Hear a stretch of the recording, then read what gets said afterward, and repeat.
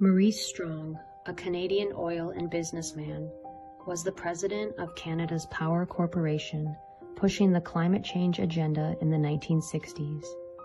What you may not know is that Maurice was also a big power player in Tavistock's social engineering machine, and he held the Conference of 1980. He gathered occult think tankers, social engineers, cybernetic experts, and futurologists to discuss what they wanted to see happen in the 1980s. Here is a list for the Tavistock Conference of 1980.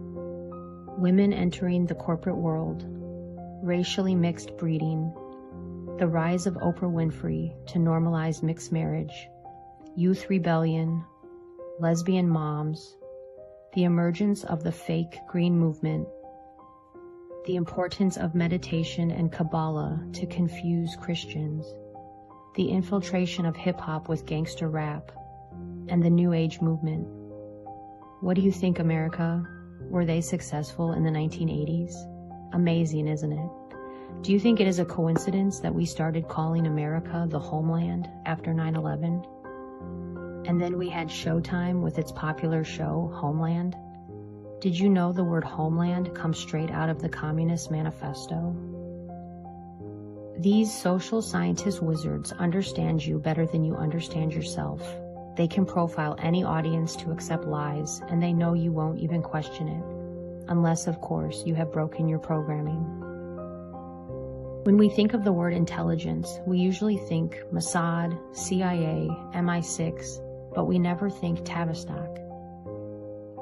Did you know that the majority of CIA and MI6 operatives get their training at Tavistock? Here is a list of what they learn: metaphysics, mind control, behavior modification strategy, ESP, hypnotism, esoteric knowledge, Satanism, and Manichaean theology, which is understanding the duality of good and evil. So how did this happen? Let's go back to the beginning. Our Tavistock story begins in the late 1800s with Arthur Sharep Spiridovich, a white Russian loyalist who was anti-communist. He was a Russian general and claimed to be well-versed in international affairs and predicted huge world events. In 1902, he warned kings and dukes about future assassination attempts, and he was right. He also predicted the First World War due to his knowledge about the Hidden Hand, in which he called a secret group of 300 Jewish families controlling the world events. Spiridovich emigrated to New York and wrote the book Secret World Government. He was found dead in his hotel room in 1926 at the age of 59 from suicide. So who was this secret group of Jews? Spiridovich was talking about the Committee of 300. Walter Rathenau, a German politician, once said, 300 men, all of whom know one another, guide the economic destinies of the continent and seek their successors from within their own environment. Dr. John Coleman was a British intelligence officer who gained access to a private British museum in London. It was here that Coleman discovered the highly classified documents of Tavistock. It angered him so much he spent 5 years reading and deciphering them, and wrote the book, The Tavistock Institution of Human Relations. Tavistock was secretly started in 1913 and was funded by the British monarchy, the Milner Group, the Rockefellers, and the Rothschilds. Tavistock's first purpose was to create propaganda to start a war between Britain and Germany. The motivation behind the war was inspired by Germany's rapid progress on surpassing Britain with economic power. Tavistock's second purpose was to infiltrate America by establishing a centralized bank, removing the gold standard, and the degradation of women and religion. This group's mission was to establish a complete breakdown of America's values to enslave us. To jumpstart the program, they hired Edward Bernays. Bernays was the nephew of Sigmund Freud and was the father of public relations. He wrote 3 books: Crystallizing Public Opinion, Propaganda, and The Engineering of Consent. Bernays believed people were so irrational, and he believed so strongly in crowd psychology, that he could convince masses of people to do almost anything. Edward Bernays was a Tavistock coach and advisor to President Woodrow Wilson. Wilson ran and won the presidency on the promise that he would keep America out of war. But with the infiltration of Bernays, he persuaded Congress to declare war on Germany and started the First World War. And on December 23, 1913, while all Americans were getting ready to celebrate Christmas, Woodrow Wilson signed the Federal Reserve Act, a law that created the Federal Reserve System, the central banking system of the United States. This led to effectively abolishing the gold standard. It was now 1933, and Tavistock's mission was already 50% complete. The Central Bank of America was responsible for the Great Depression and the global financial crisis of 2007. The Federal Reserve violates constitutional law because their policymakers are handpicked by people behind the Federal Reserve. Their meetings are secret, and there is no transparency to what they are doing. In 1932, an outspoken critic of the Fed, Louis T. McFadden, said, "We have in this country one of the most corrupt institutions the world has ever known. I refer to the Federal Reserve Board and Bank. This evil institution has impoverished and ruined the people of the United States through its corrupt practices of the money vultures who control it."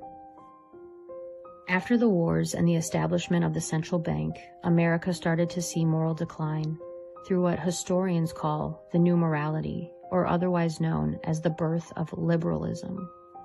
It was President Ronald Reagan that once said, "If fascism ever came to America, it will come in the name of liberalism." In the 20s, known as the Decade of Decadence, we saw the emergence of the flapper. Women were now cursing, smoking, drinking, wearing revealing clothing, and the term loose entered into the zeitgeist. This was a cause and effect directly from advertising and Tavistock music, which was pushed from these think tanks. In the 1930s, homosexuality and lesbianism became rampant, not out of any inner or latent desires, but as a means to shock the old establishment during the Great Depression. During the Great Depression, the nation was numb. G.K. Chesterton, a writer and philosopher, said, "The moral, spiritual, racial, economic, cultural bankruptcy we are in today is not some social phenomenon, but rather the outcome of a carefully planned Tavistock program." The birth of MIT, the National Institute of Mental Health, the Stanford Research Center, and Wharton School of Economics were founded by Dr. Kurt Lewin, John Rawlings Rees, and Margaret Mead, arguably the best Tavistock social engineers of all time. Believe it or not, through the minds of these leaders came the brainwashing and propaganda for World War II, Vietnam, the Korean War, the 2 Gulf Wars, and every war that followed after. According to Dr. Coleman, the best kept secret and research that came out of Tavistock is the 3-system response. The 3-system response is how the population reacts to stress resulting from a contrived situation. A contrived situation is a crisis management exercise for world leaders. During a crisis, the first response is superficiality, which is the condition that manifests when a group reacts to a threat by adopting shallow advertising and slogans, which they attempt to pass off as ideals. Because the cause of the crisis is not identified, it leaves the population confused, and this phase can last as long as the controller wants it to. The second phase is called fragmentation, in which panic strikes and social cohesion falls apart. This results in society to break up into small groups, forming different attitudes and beliefs due to media manipulation. No one is on the same page, no one is getting the truth, and people become divided and fragmented from each other. This causes civil unrest, protests, verbal fights, physical fights, all caused by humans failing to identify the cause of the crisis. The third phase is called the fantasy trip. This is what Tavistock calls dissociation. In this last phase of the PSYOP, People have been so traumatized from the false flag event that they block it out or lose interest and all hope in humanity.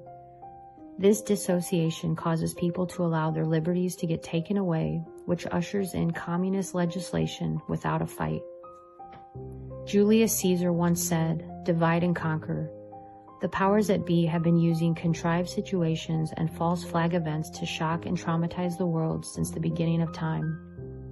The JFK assassination, Waco, the O.J. Simpson car chase, Columbine, 9/11, Sandy Hook, the Las Vegas shooting, and don't even get me started on crisis actors. You can research that one.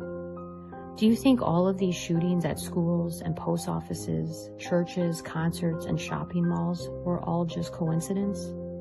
According to Dr. Coleman, they were carried out by mind-controlled subjects who were carefully profiled, sought after, and put on dangerous mood-altering drugs like Ritalin, and controlled by DARPA computer programmers.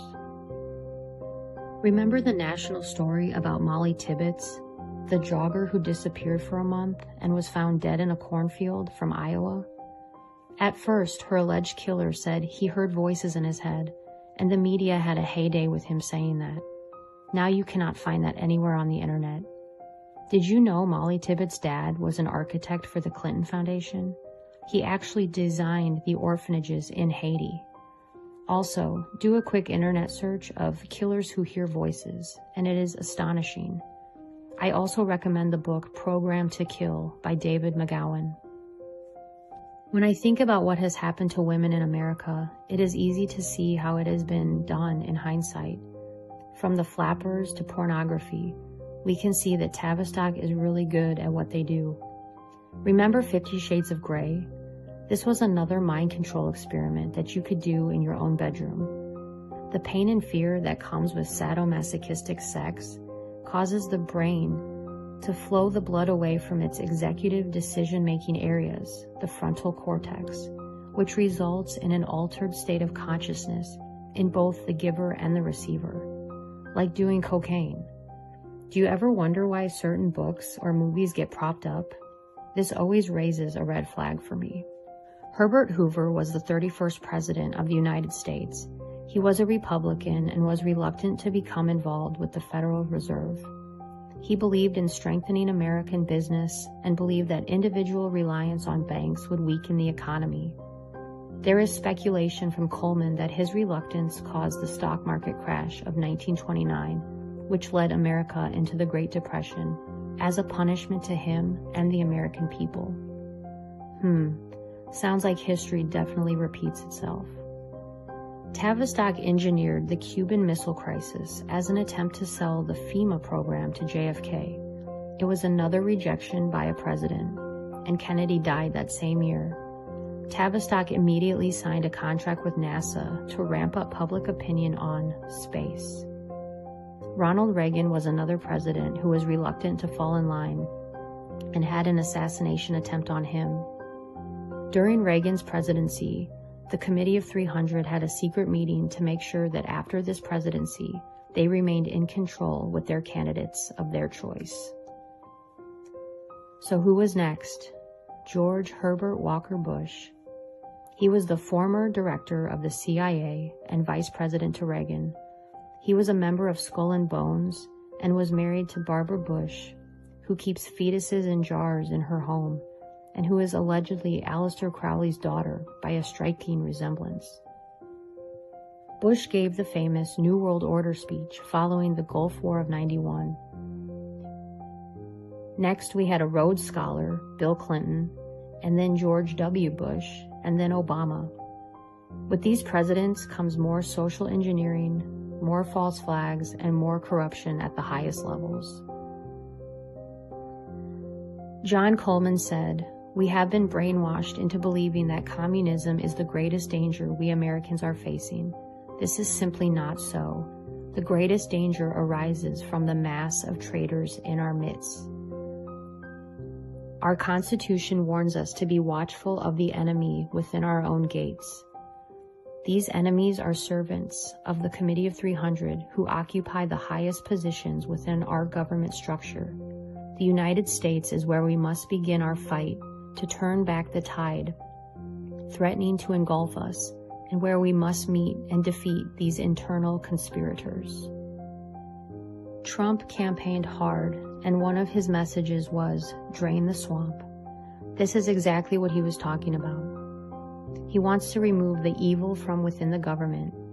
Out of all the presidents, Trump has been the most difficult for Tavistock. He was discussed in a couple of Tavistock journals written by James McKay, the director for Tavistock Coaching. In 2016, he expressed concern that based on Trump's personality, he would be very difficult to coach.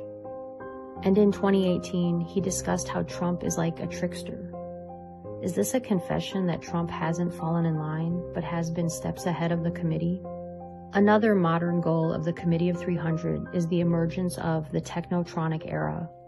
In the book, Between Two Ages by Brzezinski, he says, the technotronic era involves the gradual appearance of a more controlled society. Such a society would be dominated by an elite, unrestrained by traditional values. Soon it will be possible to assert almost continuous surveillance over every citizen and maintain up-to-date complete files containing even the most personal information about the citizen. These files will be subject to instantaneous retrieval by the authorities. That's creepy. And who is his daughter? Mika Brzezinski, the talk show host on Morning Joe with Joe Scarborough. This is the guy Trump accused of murdering one of his staffers. The book by Brzezinski also discussed future human cloning and robotoids, people who acted like people and who seemed to be people, but were not people. There are psyops within psyops. Disinformation is everywhere.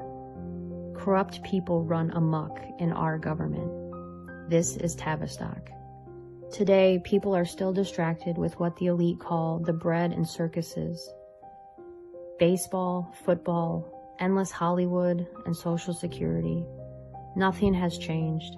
The program is so good. If you were to try to explain this to somebody, they would think you are crazy. That is how good the programming is. Because after all, if you don't program your mind, someone will program it for you. And it makes me remember the Tavistock whistleblower, Spiridovich, the man who took his own life at the age of 59. Or did he? Did he know too much? In 2020, looking back, it seems to me that he knew a lot. I will leave you with that to do your own critical thinking. Until then, stay safe out there and don't stop questioning the world around you.